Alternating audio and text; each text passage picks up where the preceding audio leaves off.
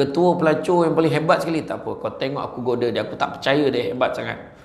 Maka pelacur yang paling lawa, yang paling menggiurkan ni datanglah ke rumah dia. Dia masuk dalam rumah Abu Bakar ni, dia kunci pintu, dia tutup, nak dipeluk oleh Abu Bakar. Abu Bakar tu kata, nanti dulu tu, bagi aku bersiap sekejap dalam bilik air. Wah, perempuan ni senyum lah. Tak adalah susah sangat. Pokoknya Abu Bakar al-Miskin ni masuk dalam bilik air tu, dia ambil segala najis yang ada tu, dia sapu kat badan dia. Dia sapu kat seluruh badan, dia keluar, sekarang kau peluk aku, lari pelacur tu.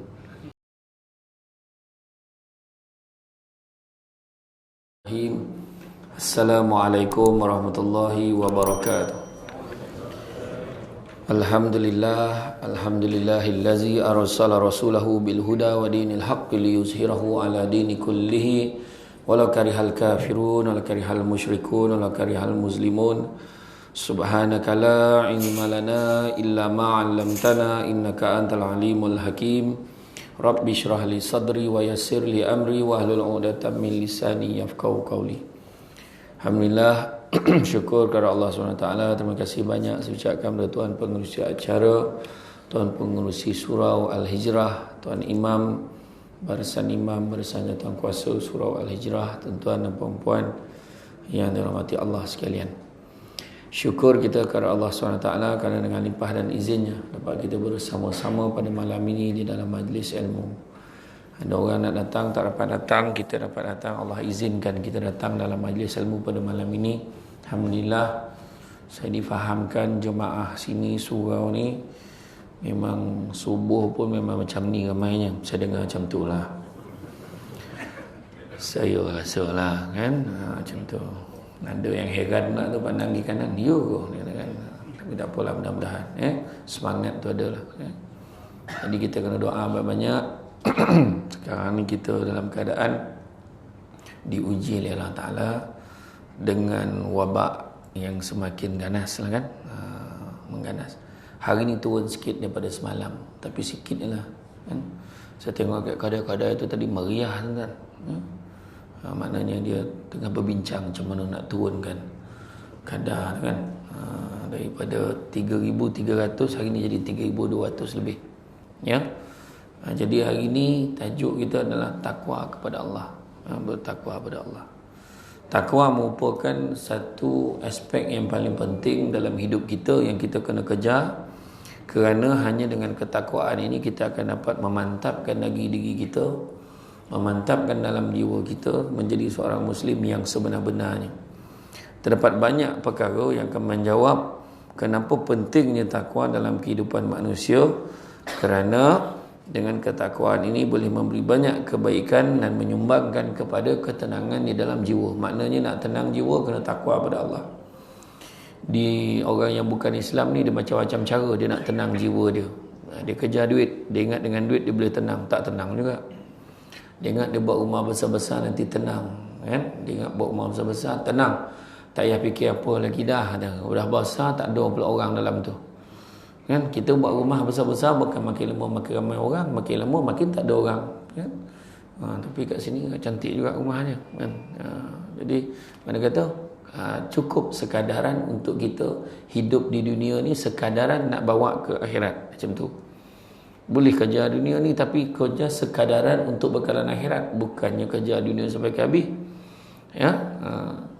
Dan begitu juga dia akan dapat menghindarkan, dengan ketakwaan dapat menghindarkan dan mengawal perbuatan manusia ni daripada melakukan perkara yang sia-sia, benda tak ada faedah jangan buat ya.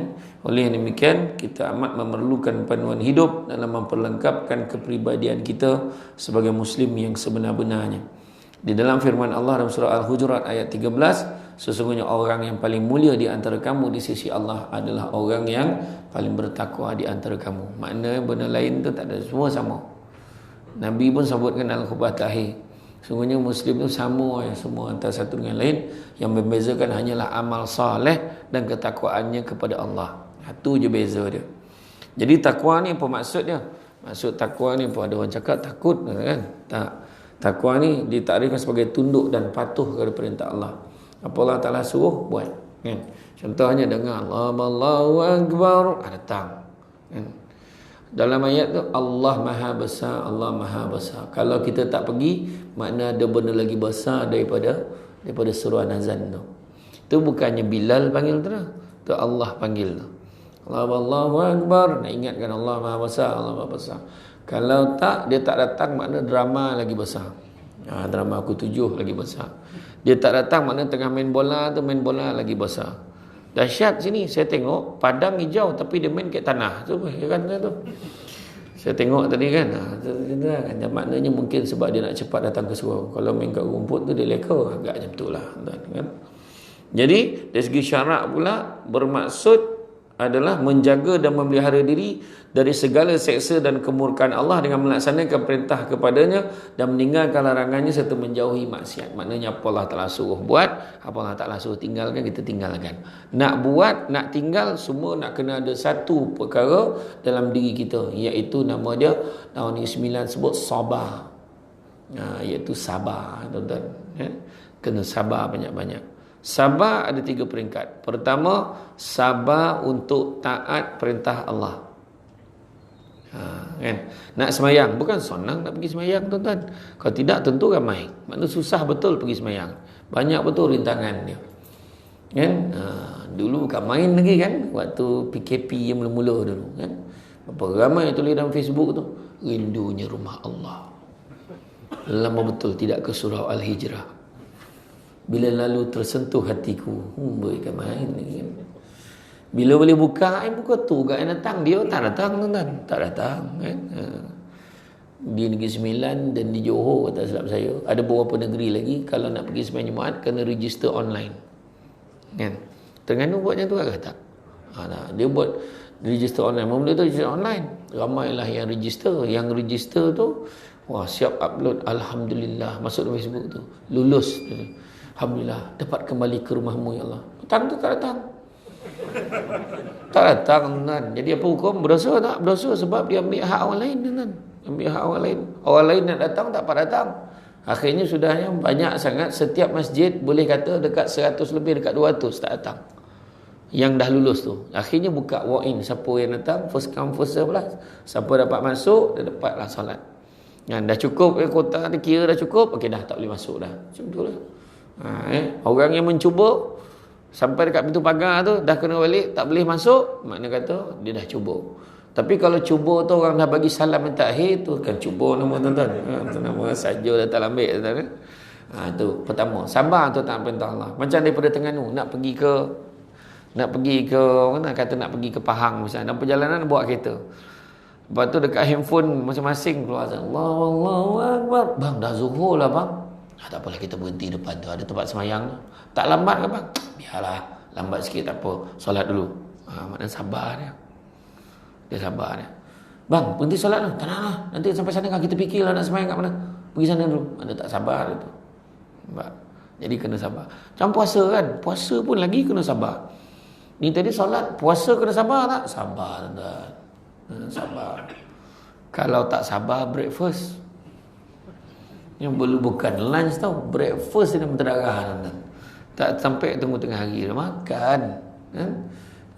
Kan? Jadi kalau kita tengok orang yang tak sabar tu dia macam ni pergi haji umrah lagi nak kena sabar kan? Kadang-kadang dia boleh sabar dengan kesusahan tu, tapi ada orang tak boleh sabar dengan kesenangan. Betul. Saya diuji masa pergi dengan adik saya, masa pergi kali kedua tu, jadi duta kan, biasalah pergi. Jangan main-main tuan. Masa dekat duduk di Madinah tu, Madinah dengan Mekah tu dua-dua Movenpick. Mekah mana? Dua-dua Movenpick. Seorang 2 katil. Bukannya satu katil 2 orang. Seorang 2 katil, punya lebarnya katil tu. Tu yang jadi keluar ayat, abang turun dah dulu, dia cakap macam tu. Maknanya apa tu? Ujian kan. Bila time tidur tak selesa sangat tu, cepat bangun. Nampak tak? Kadang tu ujian susah. Kalau tidak dulu rajin datang surau kan. Dia surau hari datang, pagi petang malam datang. Bini meninggal pun, lepas tu sekejap dia sedih, dalam 2-3 hari uruskan rumah dia. Lepas tu dia datang hari. Dia kahwin muda langsung tak datang kan. Itu contoh kan. Ni contoh maknanya kata ada orang macam tu kan. Tapi bukan orang sini lah, orang tempat lain. Jadi kadang macam tu. Dia uji dengan senang dia kalah, nampak tak? Tu ada tu ujian, itu tajuk ujian lah. Itu yang pertama. Yang kedua, bersabar meninggalkan larangan Allah. Itu kedua. Bukan senang nak tinggalkan larangan Allah. Dah biasa beli nombor kan? Apa nombor dah nampak jadi tu. Kan dia tengok berbunyi kan, dia tengok, dia pandang mana tu. Waktu semayang mana? Dia kata Zuhur. Dia kata Zuhur 13.20. Dia kata 1320. Jadi itu gila tu tuan-tuan. Apa terbayang kan tu. Nampak nombor kat sejadah, tikam. Kono pula tu. Bila dah kono tu, yang paling kurang hajar tu dia belanja rezeki surau. Hari ni hari lahir saya, tuan-tuan tengok tu. Dia dah berhenti. Ada orang tu dah berhenti. Tak nak, aku tak nak judi dah. Aku dah cek dah dengan dukun tiang ni. Confirm kena. Second prize weh. Second prize 300,000, takkan kau tak nak. Kita bagi 6 orang. Seorang berapa? 50,000 seorang weh. Okeylah, last. Nampak ayat nampak. Kata tadi dia dah tak nak buat dah. Macam kita lah. Dengar orang tu mengumpat kan. Kau tahu tak? Kenapa imam kan? Kenapa dengan imam? Imam tu datang seorang. Tak baiklah cakap-cakap pasal orang. Alah macam lah kau baik sangat. Tengok kan susah tu. Dia tadi daripada dia nak meninggalkan larangan Allah tu, kena pula point dekat kawan-kawan tu. Kena bahan dengan kawan. Langsung. Yelah. Tapi kalau orang tu dia sabar, macamlah kau baik sangat. Pasal aku bukan baik sangat lah. Aku nak ajak kau orang semua. Kita jangan jadi macam tu. Dan yang ketiga, bersabar dengan ujian dan dugaan yang Allah bagi kat kita. Kena sabar. Itu sebab kita jangan cakap besar tuan-tuan. Ada orang dah boleh cakap, alah tak ada apa-apa lah COVID ni, saja je nombor ni. Tak ada apa pun. Ada orang cakap macam tu. Dengan bangganya dia keluarkan dekat dalam Facebook, dia keluarkan. Ini semua saja je, dia kata. Bayangkanlah apa perasaan hati orang yang ahli keluarganya yang terkorban sebab COVID tu. Bila kita cakap macam tu kan? Kita tak kena, kita cakaplah macam tu kan? Jagalah tuan-tuan. Jadi sabar-sabar sikit. Nampak Samsul buat Assalamualaikum Ustaz. Okay, macam tu je. Alah takkan tak boleh salam, takut sangat Ustaz ni. La ilaha illallah, payah tuan-tuan. Payah tuan-tuan. Tu dia. Tak adalah, kita ni bukan apa, kita bersedia. Kita yang paling tak nak tu, kita tak nak orang fitnah pada agama kita kan. Itu dah konon sekali. Kita dah boleh tangkis lah kan. Kita tak nak tuan. Jadi mana kata, kalau kita lihat pula dari melalui kacamata Al-Quran, beberapa takrifan. Antaranya takwa tu bermakna ketaatan dan ibadah. Taat dan ibadah tu pun takwa. Tanda-tanda orang bertakwa tu dia beribadah kepada Allah. Kalau beribadah tak semestinya bertakwa. Tapi kalau tak beribadah, confirm tak bertakwa macam tu. Jadi mana kata ada harapan. Tu sebabnya jangan cakap, alah macam lah baik sangat pergi surau tu. Ayat kan? Macam baik sangat pergi surau. Betul? Pergi surau belum tentu baik. Memang betul. Tapi ada harapan baik. Yang tak pergi surau kan, belum tentu tak baik. Pergi disko belum tentu tak baik. Betul. Tapi ada harapan tak baik. Belum pernah lagi orang pergi disko, berhenti sekejap, isyak. Tak pernah lagi. Jangan bohong kan, jangan bohong. Berhenti joget. Isyak ni dia tu. Tak ada, jangan nak bohong kan. Jadi mana kata, kita cuba menjadi baik dengan ibadah kita. Selain itu, dia bermaksud membersihkan hati dari dosa dan begitu juga membentengkan diri kita daripada segala perkara yang boleh menjerumuskan diri ke dalam lembah dosa. Itu sebabnya macam zina tu disebut la taqrabu zina, jangan dekat pun. Bukan kata jangan buat, jangan dekat. Maknanya kalau dekat boleh, buat tak apalah. Macam mana pula? Dekat pun tak boleh, buat lebih lagi macam tu. Kena faham macam tu lah. Jangan diputar-putarkan kenyataan saya. Contoh ayat dia. Kadang dia macam tu kan. Kan apa bodoh kan. La taqrabu. Kenapa Allah Ta'ala tak sebut melarang terus? Maknanya dekat pun dah bahaya dah. Macam kalau kita tengok lah, kisah macam mana sahabat terdahulu, nama dia Abu Bakar Al-Miski. Abu Bakar Al-Miski ni dulu, macam mana orang tahu dia ni sebagai orang yang beriman dan bertakwa, tak boleh digugat lah dengan segala ancaman godaan nafsu ni, tak boleh gugat meh. Maka persatuan pelacur pada tahun tu, ada persatuan pelacur lah. Dia bincang sesama dia. Ketua pelacur yang paling hebat sekali, tak apa, kau tengok aku goda dia, aku tak percaya dia hebat sangat.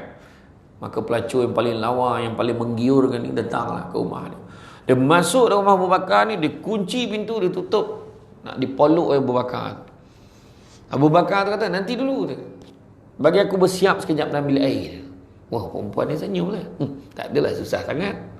Pokoknya Abu Bakar Al-Miskin ni masuk dalam bilik air tu, dia ambil segala najis yang ada tu, dia sapu kat badan dia. Dia sapu kat seluruh badan, dia keluar, sekarang kau peluk aku, lari pelacur tu. Sejak dari itulah dia dapat gelaran jolokan Abu Bakar Al-Miski. Al-Miski ni bau haruman kasturi. Badan dia tu memang bau kasturi. Allah Ta'ala kurniakan pada dia. Ya, tanpa perlu dia spray perfume pun. Jadi makna kata tu dengan tahap tu, maknanya dekat pun dia tak bagi. Kan? Cuba kalau kita dalam keadaan yang sama, macam kan? Kalau muka yang tak boleh belah tu mungkinlah kita boleh tahan kan.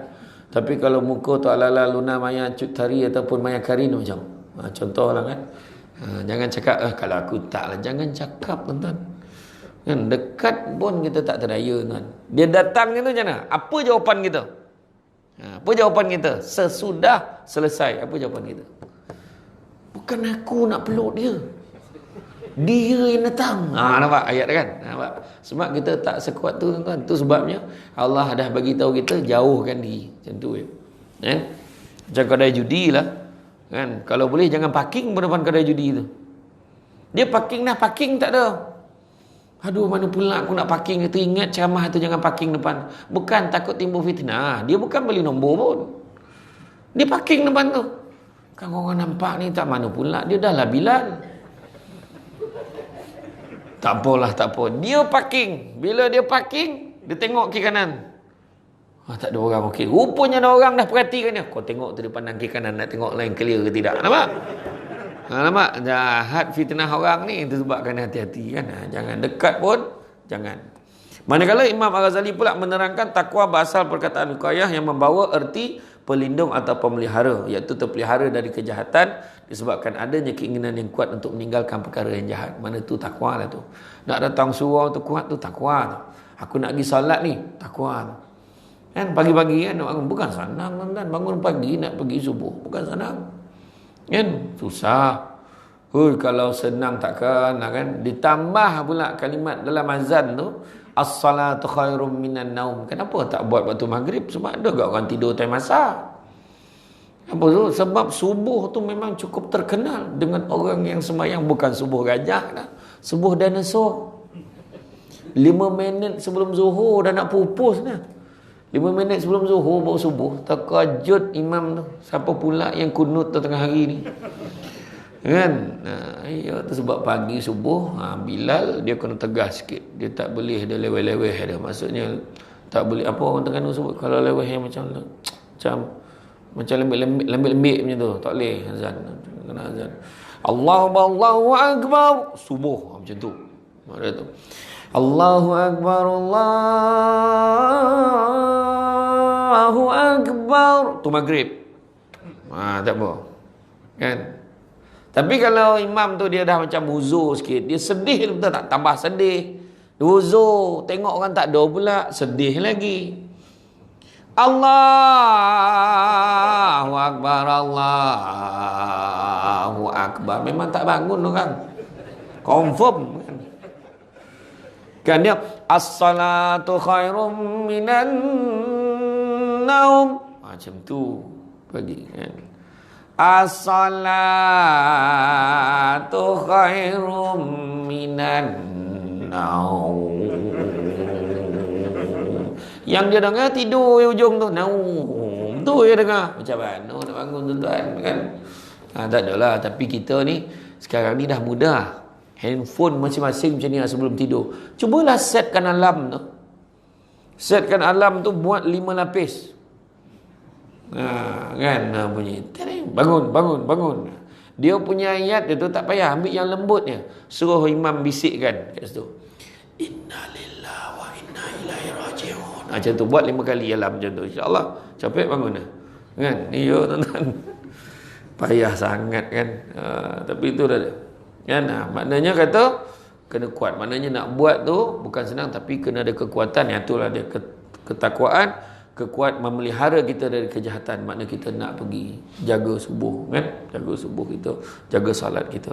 Tuan-tuan, mengapa manusia perlu bertakwa? Junjungan Rasulullah SAW serta para Nabi dan Rasul mengamalkan ketakwaan pada Allah secara berterusan. Terdapat banyak alasan, antaranya kerana takwa adalah penting dalam usaha untuk merealisasikan dalam hati kita, nak tanam dalam diri kita konsep kehambaan kepada Allah. Kita ni hamba je, tak adalah hebat mana pun, hamba pada Allah. Orang yang rasa dia tuan, dia rasa dia handal, tuan-tuan, kesian kita tengok, tuan-tuan. Ya, ada orang dia rasa dia handal, dia rasa dia boleh keluarkan teori ikut suka dia, dia tak ikut hukum, dia suka hati dia je kan. Ada orang cakap kan, tanpa kebebasan bersuara kan, kebebasan bersuara sangat-sangat. Apa dia cakap? Khalwat tu hak individu. Boy cakap kan. Ada orang kan, anda tak tengok dulu dia cakap khalwat itu hak individu tu. Yalah. Saya jawab memang betul, khalwat tu hak individu kalau kau duduk seorang, kau duduk sesekor kan. Tapi yang couple kau tu, pasangan kau tu bukan hak kau tu. Jadi makna kata kena jaga tu. Ada pula yang cakap kena apa, kahwin sejenis ni satu norma. Normal, satu perkara normal. Boleh lagu reket. Ada tu lah perempuan kan, ada pula perempuan tu kan, dia lelaki, bukan perempuan, dia lelaki jadi perempuan, kahwin kan orang tu. Siap pula ada surat khabar buat liputan kehidupan dia sekarang. Bahagia hidup dengan orang putih tu. Ada sahabat. Dah tak ada cerita lain kau nak cover. Ada tu pula dua-dua lelaki, poning tuan. Bila dua-dua lelaki tu gila-gila jadi perempuan kat rumah tu. Tak tahulah kan. Kat Malaysia pun ada. Malaysia ke mana saya tak ingat lah mana. Tapi yang pasti kat KLIA dia pakai jubah, sampai kat Makkah dia pakai telokong. Tu heran kata. Lepas tu siap cabar tu kata tak ada apa-apa pun. Apa jadi hari ni? Cakap apa jadi hari ni? Jangan cakap tak ada apa-apa. Kan? Jadi tu makna orang tu tak takut lah tu. Dia tak nak pelihara diri dia. Tak apalah. Apa nak jadi, jadilah kan. Saya tak cakap orang Malaysia ni tahu orang mana, Zimbabwe ke apa, tak tahulah. Kau terasa. Tu ada seorang lagi cakap mimpi Nabi Ibrahim yang masa korban kena sembelih anak dia, Nabi Ismail. Dia boleh cakap mimpi Nabi Ibrahim tu mimpi setan, gila apa? Nama pun Nabi Ibrahim, pahala kau nak cakap tu mimpi setan lah. Kan? Cuba kita ambil pengajaran dia. Macam mana tu? Pengajaran dia apa? Tu sebab baca sirah, baca sampai habis. Dia baca sekorek-sekorek, main buat teori dia je. Kan? Baca lah sampai habis. Macam mana ketika Nabi Ibrahim dapat mimpi tu, Nabi tanya. Dia tanya Siti Hajar, apa pandangan kau, wahai isteriku Siti Hajar? Aku dapat mimpi kena sembelih anak kita. What do you think? Macam itulah ambil kuat. Kan? Apa pandanganmu, wahai isteriku Siti Hajar? Isteri yang beriman, macam mana jawapannya? Kalau dah itu perintah Allah, laksanakanlah ia. Tapi kalau mimpimu itu tidak disertakan dengan perintah Allah, maka anggaplah ia mainan tidur, wahai suamiku. Macam tu Maknanya kalau perintah Allah, buat. Kalau sekadar tu, anggaplah mainan tidur. Cuba kalau isteri kita cakap macam tu, abang tadi mimpi kau nak sembelih anak kita. Apa pandangan kau? Membuta tengah hari, nak mati, menyalahkan orang, nak beli orang. Sebab mimpi kita tak sama satu, dan isteri kita level pun tak sama. Tu dia. Tanya pula dengan Nabi Ismail, wahai Ismail, ayahandamu ini dapat mimpi kena sembelih kau, apa pandangan kau? Kalau dah itu perintah Allah, laksanakanlah ia, wahai ayahandaku. Sesungguhnya aku tergolong di kalangan orang-orang yang sabar. Mbak, steady tak steady? Cuba kalau anak kita, halo, ayah dapat mimpi kena sembelih kau untuk korban nanti, apa pandangan kau? Macam ni lah ayah, sembelih hangah, daging dia lebih sikit, nampak? Dia selamatkan diri dia dulu, nampak? Tu beza tuan-tuan. Jadi akhirnya bila dah sembelih, apa ujian dia? Ujian dia orang keliling semua sebut, gila Ibrahim ni kan, hari ni anak dia dah sembelih, jangan-jangan besok kita dia sembelihnya. Nampak ujian? Makna buat baik orang keliling mesti cakap ni. Itu ujian dia. Nampak tak? Itu sebabnya. Kenapa Nabi Ibrahim tu diuji macam tu? Nabi Ibrahim nak dapat anak susah. Bertahun-tahun tak dapat anak. Lepas tu dapat anak, berpisah pula, tak duduk sekali. Bila duduk sekali, dapat pula perintah Allah suruh sembelih. Makna nak tengok, kau sayang kat Allah kan, sayang kat anak kau lebih. Tapi akhirnya ujian saja, tak sembelih pun. Allah Ta'ala nak uji saja. Faham tak? Antara duit sumbang dekat surau dengan nak tukar sport rim, mana dulu? Mak sport rim, mak jawab mak. Tak, dia takut itu kan sport rim tu. Nampak tak? Surau hijrah duit dah banyak kan. Duit dah banyak. Tak betul, tak, benda tu tak salah pun, memang ada orang diuji macam tu kan. Iman saya lemah ustaz. Saya tukar sport rim dah 5 kali dah gitu. Kan ni tak kena cala sikit, tukar lagi kan. Contohlah kan. Jadi mana kata cuba cek balik. Bila diuji macam tu macam mana habis dah. Tu cerita tadi. Halangan nak buat baik ada dua je. Halangan nak buat baik ada dua. Pertama hawa nafsu, yang keduanya keraguan. Hawa nafsu, keraguan. Nak datang surau, dah siap dah pakai cuma surau lagi. Dengar Samsul debat ni. Abang janji malam ni nak makan sama kan. Nampak isteri. Hawa nafsu macam mana? Ataupun abah janji nak pergi pasar malam. Nak pergi pasar malam. Ada ke pasar malam? Tak ada. Ada. Kata nak pergi pasar malam. Kata nak pergi pasar malam. Jadi tak? Yelah. Besok je lagi surau. Nampak? Sudah memang tak pergi surau. Kan? Makna kata tu hawa nafsu. Kedua, keraguan. Contoh semayang berjemaah. Berapa kali ganda? Saya nak tanya, semayang berjemaah pahalanya berapa kali ganda daripada semayang seorang? Berapa kali ganda? Apa pula takut pula? Bila tanya koma, jawab lah koma, darah tak jalan, operasi tak sampai kotak je. Berapa kali ganda? 27. Tengok semua sama jawapan. Tak ada ustaz dalam 20 ke 30 tak ada. Semua jawab 27. Jelas jawab. Solid jawapan, memang tepat sekali. 27 kali ganda. Kan? Tapi yalah yang datang ni ramai lah, cuma yang tak datang lagi ramai kan. Tapi kenapa? Sebab pahala tak nampak. Jadi keraguan tu ada tak? Ada lah. Kalau betul dia nampak dan dia rasa lain. Kalau contoh ada meter 27 kan, banyak ni pahala ni, dia boleh tengok, dia boleh tahu bahaya aku ni, pahala tak ada lagi ni. Senang je tu. Tapi Allah nak tengok keyakinan kita. Tapi masalah yakin lawannya keraguan lah. 27. Cuba kalau tukar 27 kali ganda tu, tukar dengan RM27. Macam? Assalamualaikum warahmatullahi. Assalamualaikum warahmatullahi. Tengok dalam poket RM27. Okay. Yang seorang pula Assalamualaikum warahmatullahi wabarakatuh. Tak ada pula. Ya Allah, tak ada. Zap, lambat sistem. Ada masalah sistem.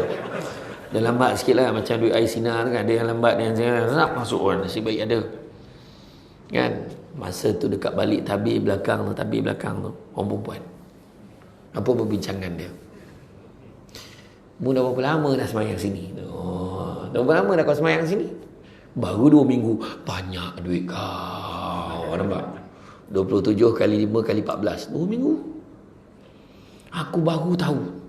Dia tak beritahu pun aku yang rupanya RM27 satu waktu. Kedekut makan seorang, cakap lah. Aku pun nak juga, dia kata. Dia marah sebab duit. Nampak tak? Itu orang perempuan. Orang lelaki lain. Orang lelaki dia tak bincang soal-soal remeh-temeh macam tu. Dia bincang soal dasar. Agak-agak umur lah. Kalau kita ni makmum dapat 27, imam dapat berapa? Dia tanya soalan tu. Dia tahan je motor imam kat luar tu. Imam cakap, imam dapat berapa? Ni contoh tau. Contoh imam dapat berapa? Imam cakap, imam ni jenis Zuhur Malan. Alhamdulillah. Imam cakap, mam berapa? Kena jelas benda ni, mam. Transparent. Kata, kan? Cakap, mam. Tengoklah, kalau lupa-lupa tu, kuranglah sikit. Kata. Kalau khusyuk lebih malam tu, insyaAllah. Teruk-teruk pun RM40 tak lagi lah. Malam tu bertumbuk dan jadi imam. Sebab kalau kita nilaikan macam tu, tapi pahala ni nak tengok dengan mata hati.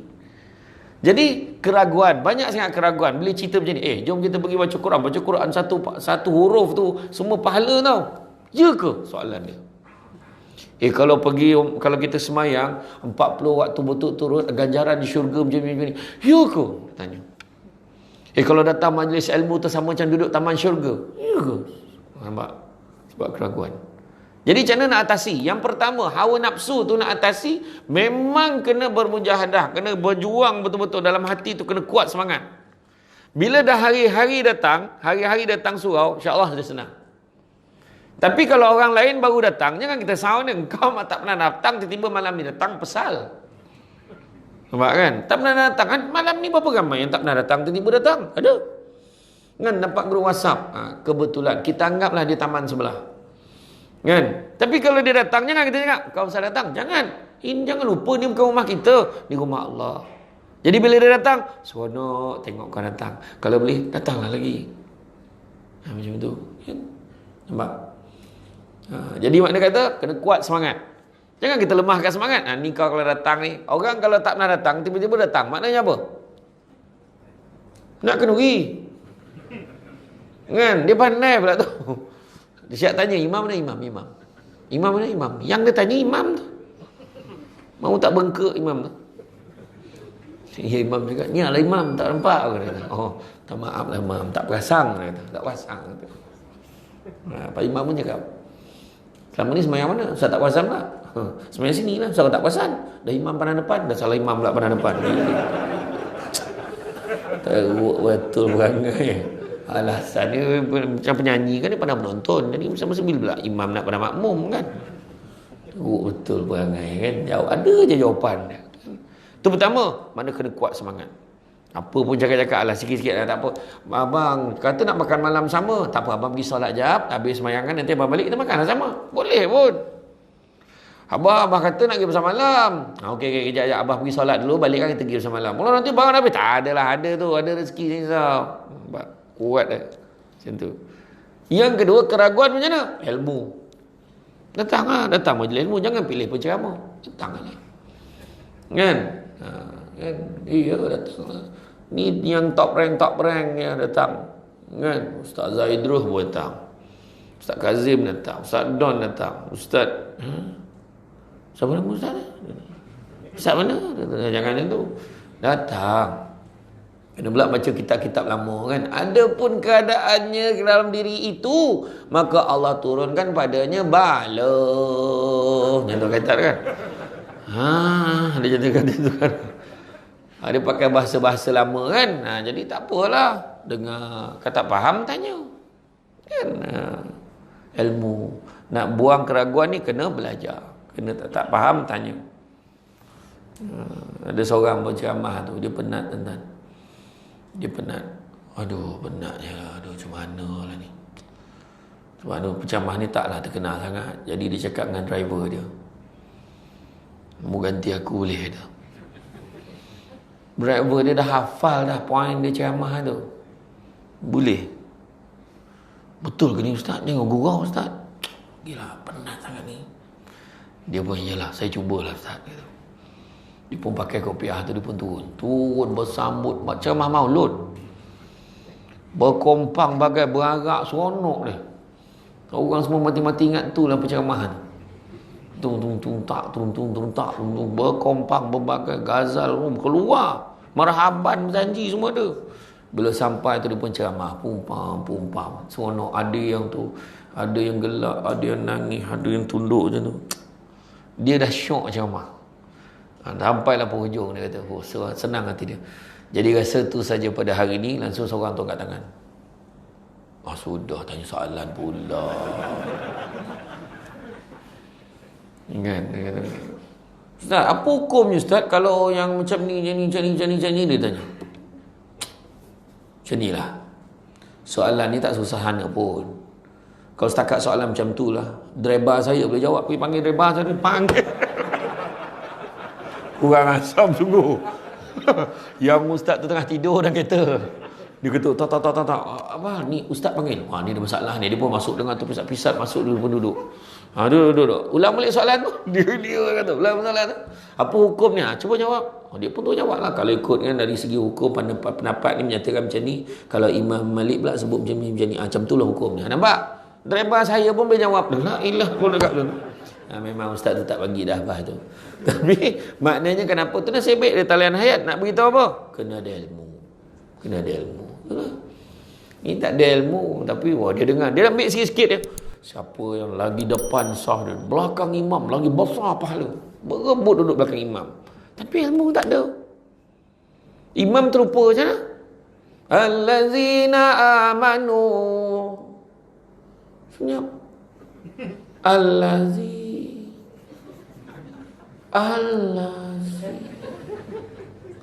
Dia belakang ni. Sudah. Kawan yang kiri kanan macam ni. Tolong. Lain kali bacalah qul Allah. Senang. Dia tak tahu. Ataupun tiba-tiba ketuk. Imam datang angin, terkeluar angin yang tidak diundang. Buak terbunyi. Jadi imam memfarakah, maka yang belakang kena depan. Ganti imam tu. Dia lah pusing. Batal weh, ketuk, batal. Gila betul. Mana boleh macam tu betul tak? Sebab apa? Sebab ilmu tak ada. Nampak tak? Ilmu tak ada. Ada satu penyanyi tu balik kampung tuan-tuan. Dia penyanyi balik kampung. Lepas tu apa ni tanya, gua tak nak nyanyi lagi dah. Gua dah taubat. Gua balik kampung. Gua nak jaga mak ayah gua. Dia main gua lu. Lepas tu imamnya eloklah dah balik kampung ni. Kebetulan Bilal tak sihat. Besok kau azan subuh. Apa halak gua pula? Kau azan lah, suara kau sedap menyanyi, eloklah kau azan. Ganti Bilal tak sihat. Besok pagi subuh azan. Yelah, tapi imam tolong apa? Tolonglah bagi lirik dia. Minta lirik. Dia penyanyi minta lirik lah. Kau takkan tak tahu? Gua bukan tak tahu, lupa dia kata. Yelah dia kata. Besok pagi pukul 5 pagi dia dah sampai surau. Buat pengumuman, jangan lupa datang beramai-ramai. Saya akan azan sekejap lagi. Dia lagi gila betul dia. Buat konsert apa? Orang kampung tak boleh tidur. Semua datang. Semua muka bengkak. Cepatlah azan. Bising Mekah. Nanti dulu, lirik gua belum sampai. Dia tunggu lirik. Imam pun datang. Imam azan dah masuk waktu. Lirik dia. Dia pun dia pun ambil kata. Jauhilah pula. Belakang. Ada pun.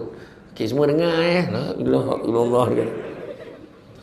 Dia pun azan. Allahu Akbar 2 kali. Dia sebut 2 kali tu gila betul. Ilmu tak ada tuan-tuan. Asyhadu an la ilaha illallah 2 kali. Bukan ya Allah. Rosak tuan-tuan. Sebab apa jadi macam tu? Ilmu tak ada.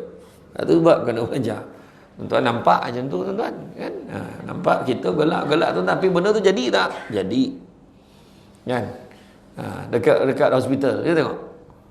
Anak pertama, dia ni tak semayang, surau pun tak pergi, kan? Anak perempuan macam mana? Anak lelaki macam mana? Azan macam mana? Qamat telinga mana ni? Macam mana?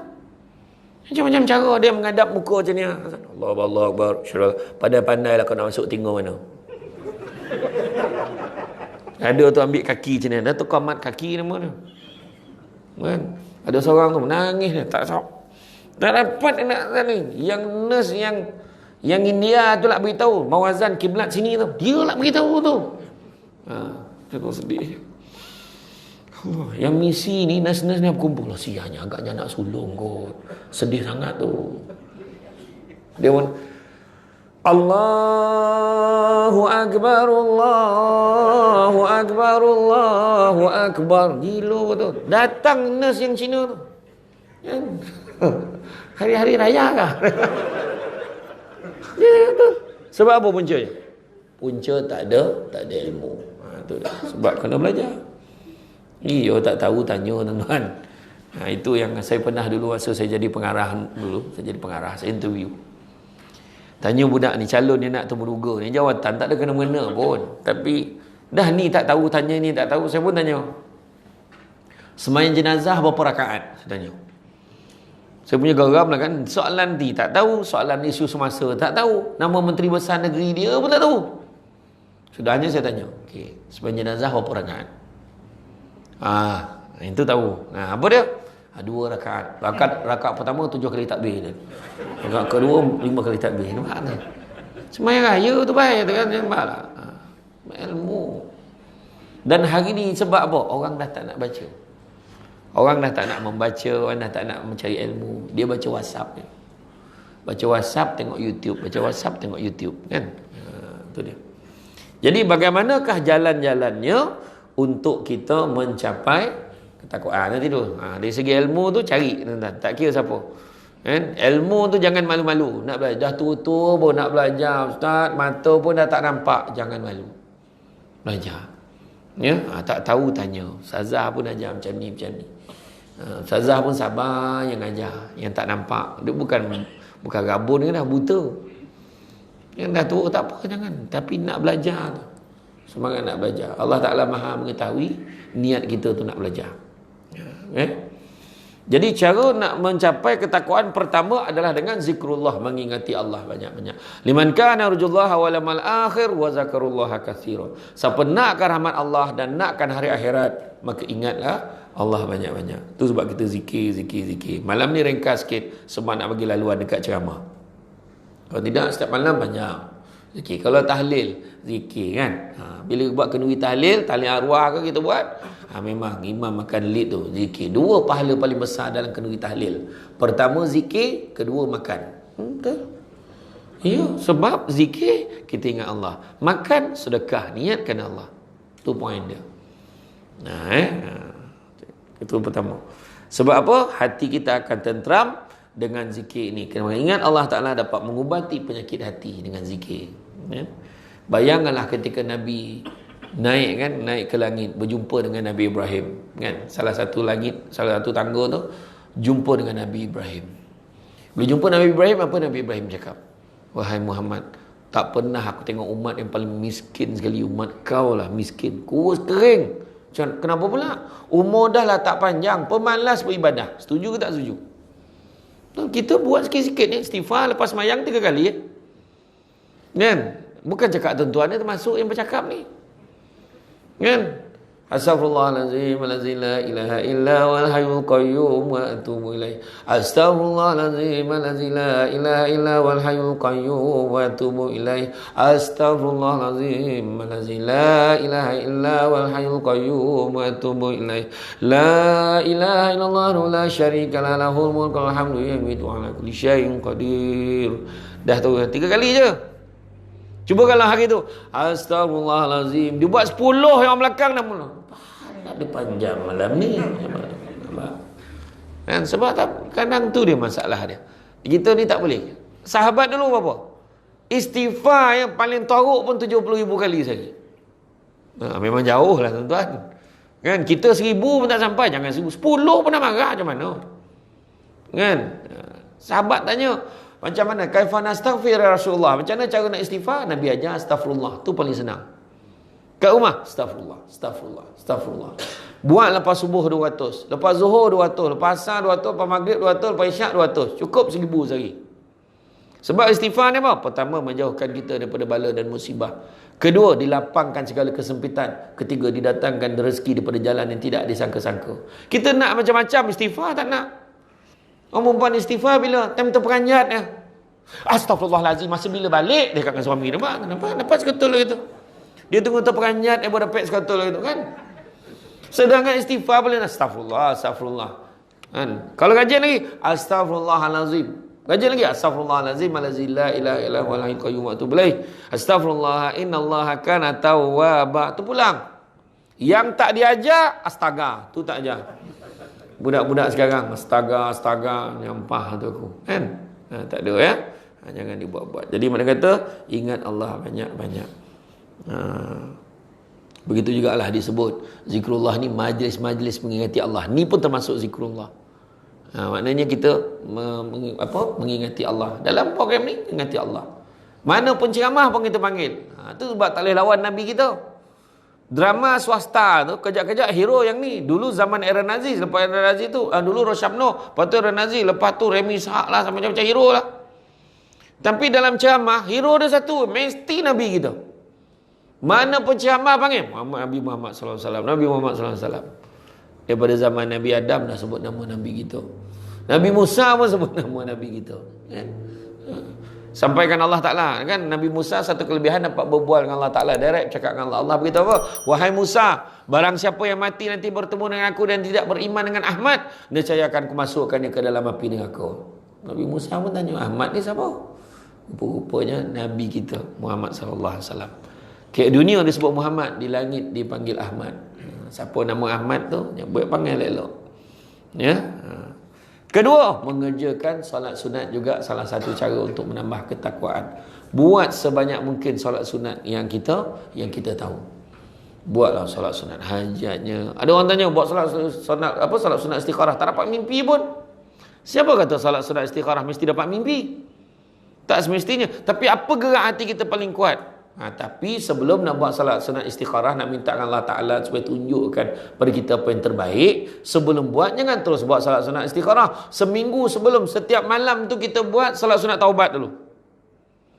Ya, buat salat sunat taubat, minta ampun Allah betul-betul, dah flush bersih betul-betul, baru minta, ya Allah tunjukkan aku terbaik. Ini tak malu. Tiba-tiba tu minta, dah semayang dah, tak nampak apa pun. Memanglah butuh. Nampak apa? Kan? Bersihkan diri dulu. Kerjakan solat sunat tasbih. Orang perempuan rajin. Orang perempuan. Bulan puasa orang perempuan. Grup perempuan buat solat sunat tasbih.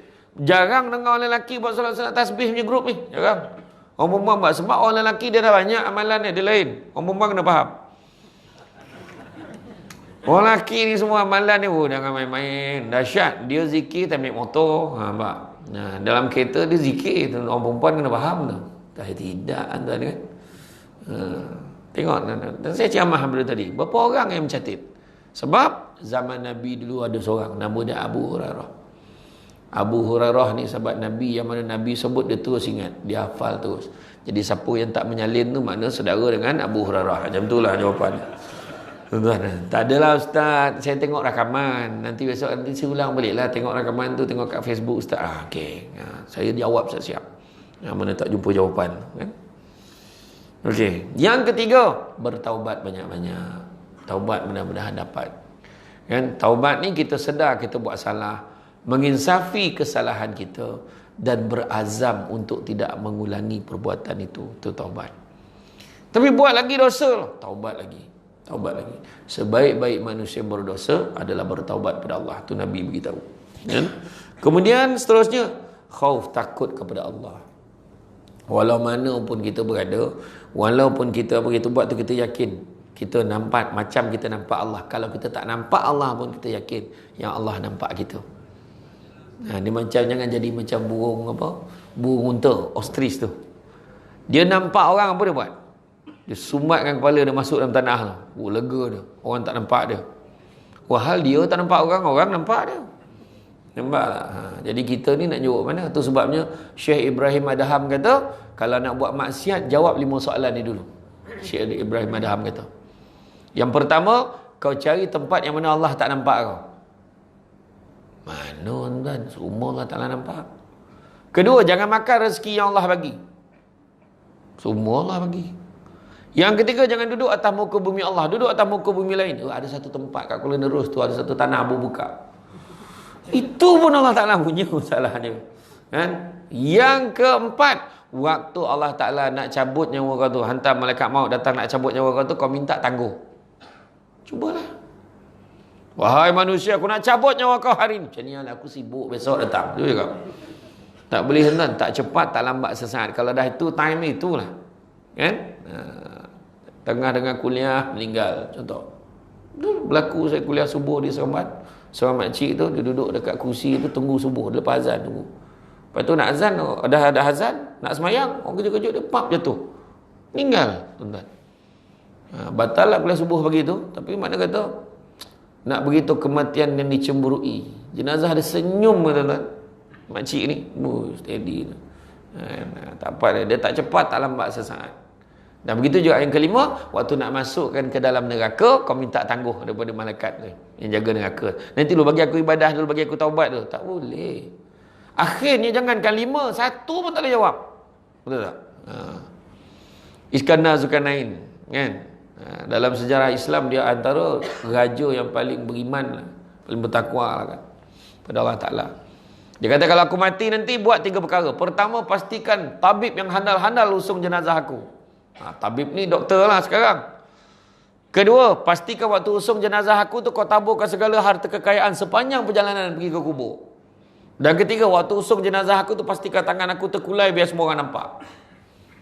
Maka tentera dia tanya, kenapa kau nak buat macam tu? Pertama, tabib yang handal-handal usung jenazah aku nak beritahu semua. Hebat mana pun doktor tu, tabib tu hebat mana pun, dia takkan dapat halang kematian daripada berlaku.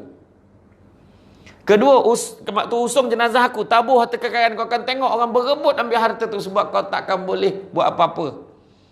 Harta pun tak boleh masuk dalam kubur. Dan begitu juga ketiga, nak tunjuk ni tangan terkulai ni, tangan terkulai, nak tunjukkan macam mana lahir dulu tangan kosong, mati pun tangan kosong. Tak boleh buat apa. Tangan terkulai layu di tasik madu Fauzal Latif. Tu tajuk lagu lah. Ya, itu masa saya pergi Melbourne, tuan-tuan. Pergi Melbourne, dia minta lah mak saya supaya ajarkan jemaah kita yang duduk, bukan jemaah lah, kita punya rakyat Malaysia dengan Singapura yang duduk sana, yang Islam. Minta mak, sebab kebetulan mak saya dengan maklum saya Bilal mandi jenazah di Seremban, minta ajarkan. InsyaAllah lah datang sekali lagi dia akan bawa peralatan semua nak ajar lah. Ataupun you all siapkan peralatan. Tak sempat sebab PKP. Kenapa nak belajar? Rupa-rupanya orang Arab kat sana, dia mengerjakan jenazah tu macam menyiang ikan, tuan-tuan. Dia terbalik tonggeng-tonggeng macam tu, suka dia lah. Orang cakap, janganlah. Tak apa, jangan risau, dia tak rasa apa. Orang ajar tak orang ajar, tuan-tuan. Memanglah tak rasa apa-apa, kau menjawab kang lari kau kan. Itulah dia, tuan-tuan kan. Tapi semua pun nak kena ilmu lah kan. Jadi takutlah kita kepada Allah. Ya, takut kepada Allah akan mendorong seseorang untuk mengamalkan ilmunya, dan akan mendorong lebih banyak beramal bakti, kerana ilmu dan amal akan dapat mendekatkan diri kita kepada Allah. Ya. Kemudian mujahadah yang kita cerita tadi, berjuang kuat dalam hati kita ni, nak kita jadi ubah diri kita jadi lebih baik. Ya. Jadi kita tak mudahlah kalah dengan benda-benda dunia tu. Kan? Takkan malam ni kau nak pergi, malam ni live ni. Live apa? Live wrestling ke, bola ke, live apa? Tak apa, pergi sembahyang dulu. Kemudian kan kalau ada rezeki tengok lah, dia kata. Macam tu nampak. Dia kuatkan, mengutamakan akhirat dia dulu. Ya? Allah telah menerangkan tentang 3 jenis nafsu manusia: nafsu amarah, nafsu lawamah, dan nafsu mutmainnah. Jadi yang tu tak apa, nanti kita buat tajuk nafsu pula ya. Maknanya tak sempat nak cerita malam ni, maknanya mesej nak disampaikan, maknanya memang kena panggil lagi lah, macam tu lah. Kemudian muhasabah yang keenam, nak bertakwa, muhasabah diri, sentiasa tengok aku ni banyak salah, aku ni banyak dosa. Tuan-tuan nak belajar muhasabah diri, tuan-tuan kan, tuan-tuan duduk dengan tuan guru yang hebat-hebat ni. Macam Tuan Guru Ahmad Rizam kan? Dia datang sini, bawa sini lah. Dari sini tengok. Kita duduk pun, kita tengok dia, Allah apa betul. Tuan-tuan duduk sekali dengan dia, tengok macam mana. Tuan duduk makan dengan dia, terasa Allahu Akbar. Ya. Dia cakap dengan kita tu macam kita rasa dekat dia dengan Allah Ta'ala. Tu tuan-tuan. Kita kalau duduk dengan main bola, tu terasa macam dekat ke sana, betul lah. Sekarang ni orang tengok bola pun dah pening, tuan-tuan. Ya. Penyokong pun tak ada, tapi ada orang bersorak, gila tu mana datang. Sekarang lah poning-poning tuan-tuan kan. Itulah. Allah uji kita, tuan-tuan. Tapi muhasabah dia banyak dosa. Dan saya selalu ulang kata, kalau Ustaz Ahmad Rizam dia punya ceramah ni kan, tengok Allahu Akbar, tersentuh hati kita. Banyak salah. Kan banyak salah kita ni, tuan-tuan. Siapa berani angkat tangan? Alhamdulillah Ustaz 2020 itu tak ada dosa pun, cuba angkat tangan. Kan, tadi saya lalu pun ramai berdosa dah kan, tapi saya maafkan dah. Tadi saya lalu ramai cakap tinggi Ustaz ni. Tak dengar tadi mengumpat dosa tu, tapi saya maafkan dah. Dalam TV nampak gemuk, hajar, tapi itu pun saya maafkan juga, tak ada masalah. Okey tuan-tuan, kita semua ada dosa tuan. Nak buat macam mana? Kadang-kadang hati kita ni terbisik. Allah, kalau dah teringat tu, astagfirullahalazim, tak nak cakap. Bayangkan tu belum cerita ribah dan fitnah lagi. Fitnah yang kita tengok, contoh yang paling senang sekali lagi tu pasal da'i tu. Kan? Semua orang buat kenyataan macam-macam dekat dalam grup WhatsApp dia. Inilah dia penunggang agama pun tahu ujung pangkal pun tidak. Nak cakap, tuan-tuan nak ambil yang mana? Tengok baru ni. Ada seorang perempuan dah kena tahan dah. Ini kes lain lah. Dia menuduh orang ni rogol dia apa semua. Lelaki tu dah kena panggil, tuan-tuan. Dah kena siasat, teruk dah. Orang dah jatuh hukum macam-macam. Rupanya perempuan tu buat cerita.